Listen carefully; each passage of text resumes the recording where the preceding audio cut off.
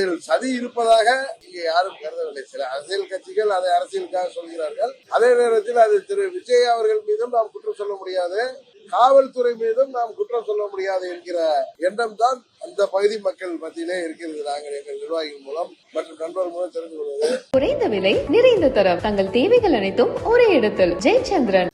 உறுதியாக தமிழ்நாட்டு மக்களின் துணையோட துரோகத்தை வீழ்த்துவோம். அதுதான் புரட்சித் தலைவர் ஆரம்பித்த அண்ணா திராவிட முன்னேற்ற கழகத்தின் தொடக்க விழா அன்றைக்கு அம்மாவின் தொண்டர்கள், புரட்சி தலைவரின் தொண்டர்கள் இங்க இருக்காங்க, அவர் காலத்திலிருந்து இருக்கிறவங்க.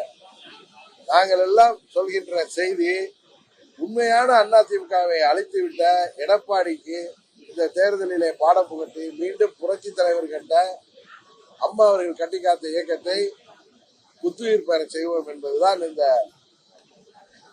கட்சி தொடக்க விழா அன்றைக்கு நான் சோளிங்கரில் இருந்து சொல்கின்ற செய்தி.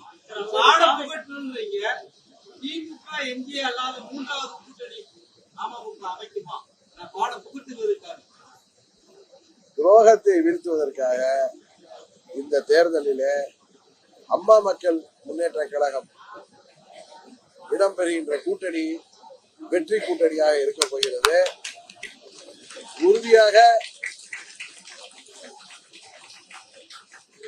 எங்கள் கூட்டணி ஆட்சி அமைக்கும். இது ஏதோ அதீத நம்பிக்கையில சொல்லல, நடக்க போவதை 8 ஆண்டுகளாக உண்மையான அம்மாவின் தொண்டர்கள் என்னோடு பயணிப்பவர்கள் ஏற்ற சபதத்தை நிறைவேற்ற போகின்ற தேர்தலாக 26 சட்டமன்ற பொதுத் தேர்தல் இருக்க போகிறது. அந்த வெற்றி சோளிங்கர் தொகுதியில எனது அன்பு தம்பி பார்த்திபன் அம்மா அவர்களால் சட்டமன்ற உறுப்பினராக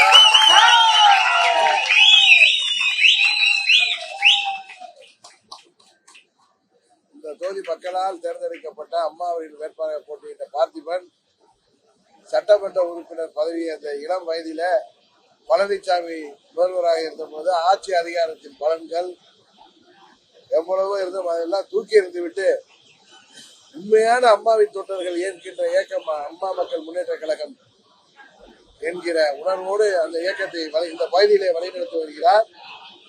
அவரின் வெற்றி துரோகத்தை வீழ்த்துவதற்கு சம்மட்டியாக விடும் இந்த தொகுதியில் இருந்து என்பதை மாத்திரம் இந்த நேரத்தில் தெரிந்து நேற்று உதயநிதி பேசும்போது பழைய அடிமைகள் நிறைய இருக்கிறாங்க, புதிய அடிமைகளை இப்ப தேடிட்டு இருக்காங்க, எத்தனை அடிமைகள் வந்தாலும் திமுகவுக்கு எந்த பயம் இல்லைன்னு தெரிவிச்சிருக்காரு உதயநிதி. ஒரு திமுகவை சேர்ந்தவராக அவர் கருத்தை சொல்றார். ஆனால் ஊர்ந்து மண்டியிட்டு பதவி பெற்ற துரோகத்தை இந்த தேர்தலில் வீழ்த்துவதுதான் எங்களது ஒரே குறி.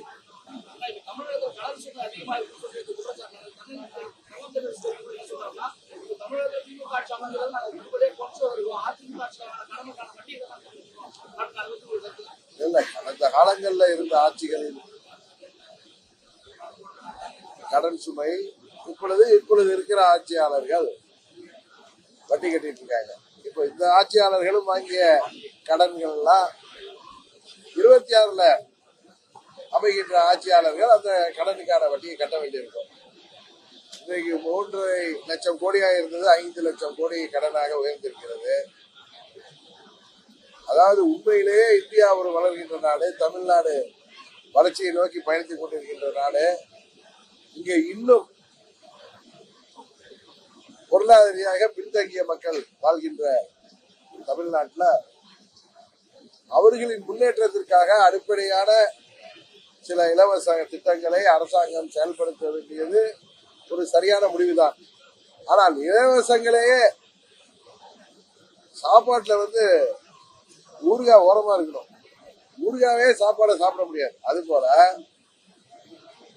சமுதாயத்துல பின்தங்கிய பொருளாதார ரீதியா பின்தங்கிய மக்களுக்கான இலவச திட்டங்களை அரசாங்கம் செயல்படுத்துவது, இப்ப கல்வியில ஏழை எளிய மாணவர்களுக்காக படிப்புல, அது போல அவர்களுக்கு கடன் உதவி வழங்குவது, அது போல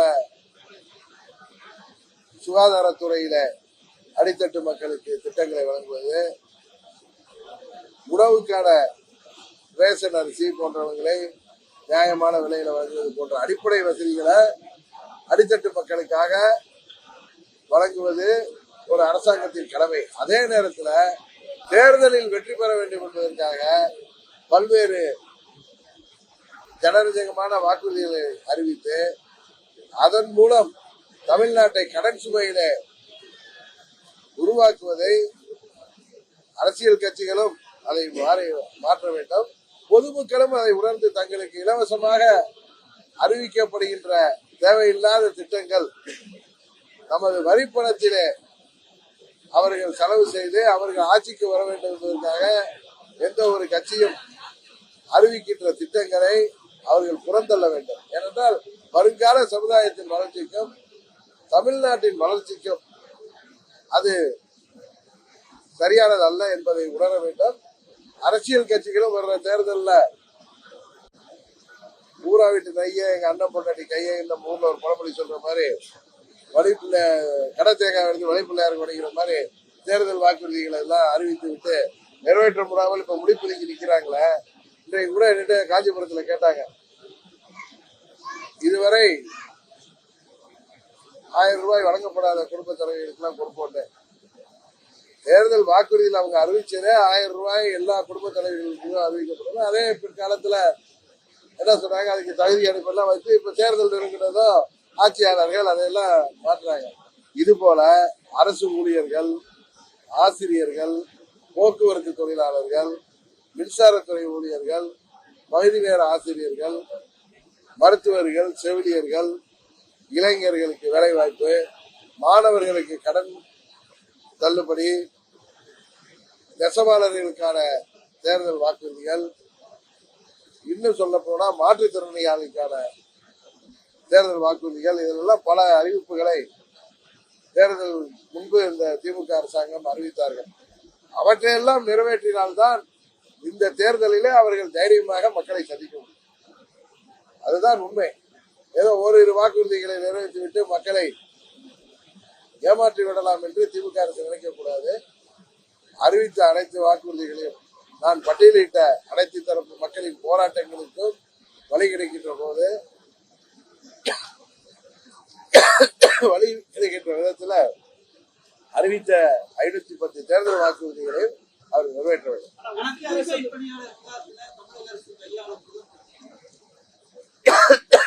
தூய்மை பணியாளர்களை ஆயுள்ளத்தோடு இந்த அரசாங்கம் கையாள வேண்டும் என்பதுதான் அம்மா மக்கள் முன்னேற்ற கழகத்தின் நிலைப்பாடு. ஒன்றிய அரசு தமிழகத்தில் கல்வி நிதி மற்றும் வளர்ச்சி நிதி எல்லாத்தையுமே குறைச்சி கொடுக்குறாங்க அப்படின்னு ஒரு குற்றச்சாட்டு. இல்ல, ஒன்றிய அரசு தமிழ்நாட்டுக்கு மாற்றான் தாய் மனப்பான்மையோடு நடந்து கொண்டால் தேர்தலில் மக்கள் அதை பிரதிபலிப்பார்.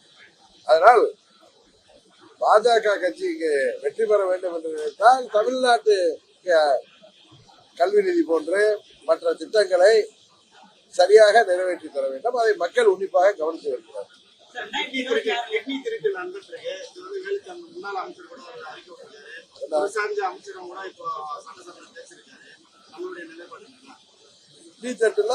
கடுமையான சட்டங்கள் மூலம் அவர்கள் கிட்னி திருடர்களை தண்டனை பெற்று தர வேண்டும் என்பதுதான் எல்லோருடைய விருப்பமாக தான். அதான் எங்களது நிலைப்பாடு.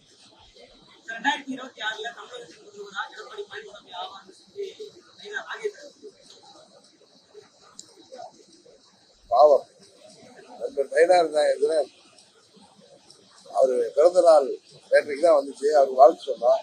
ஆனால் அவருடைய விருப்பம் நிறைவேறாது தேர்தல். அது அம்மா மக்கள் முன்னேற்ற கழகம் உறுதியாக தமிழ்நாட்டு மக்களின் உதவியோடு துரோகத்தை நாங்கள் வேரடி மண்ணோடு சாய்ப்போம்.